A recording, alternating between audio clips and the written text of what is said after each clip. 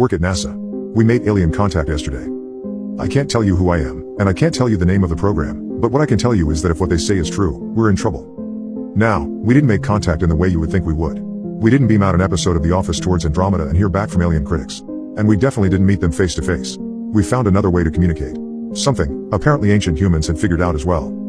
There are countless dilapidated ancient structures around the world, and some of them, not all, but some, were communication arrays. At least a handful on each continent. I'm sure you'll be able to think of a few after I describe what we did. We've been working on this technology for a while. There has been a long-standing theory that sound has a much larger part in the universe than just being random vibrations. That the universe is simply a bunch of vibrations and sound, and if you find a way to manipulate those vibrations properly, you could do things that seem impossible. We proved it yesterday. By creating an extremely precise echo chamber, and playing certain frequencies into it, at precisely the right volumes, and the exact right timings, we broke some sort of barrier. Nothing really happened, visually at least. We had run countless tests like these with tiny, minute differences, and this one seemed pretty mundane. There was a slight unnatural thrumming. The glass between us and the echo chamber shook in regular intervals as if we were playing a bass-heavy song too loudly.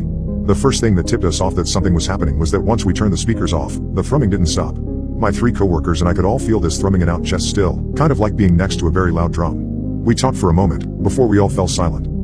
There was something else now. It wasn't a voice. It was some sort of intelligent vibration. I can't explain it. It was like a voice was inside my chest, but it wasn't speaking. I could just feel what it was saying.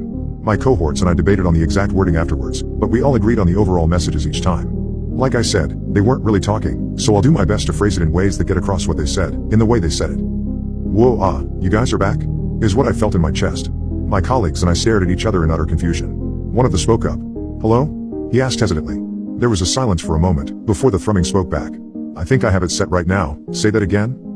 Hello? I repeated back to it in place of the other scientist. Yep, there it is, he said quickly. You guys figured it out again. That's crazy, it exclaimed.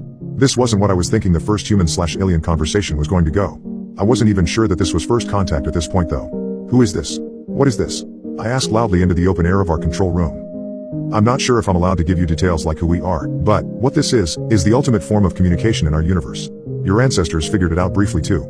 With some quick deduction on how it was wording things, I think each of us figured out what we were talking to was alien in origin around the same time. Where are you from? I asked. You have to be close. Hell, with the way we were talking back and forth, they had to be really close. It takes communications to Mars a few minutes to get there, just because that's as fast as light is. If we were talking this quickly back and forth, they basically had to be on Earth. I guess you wouldn't know. We didn't tell your ancestors. We didn't think they'd get it. Let me do some math real quick. It was about a minute before it spoke again. What you see is your observable universe. That's not the whole universe. Not even close. Multiply that by about 15, and that's about how far we are away. And Teresa a lot past that. We all looked at each other. It was speaking utter bullshit to us now. That was impossible. We'd never be able to communicate, ever.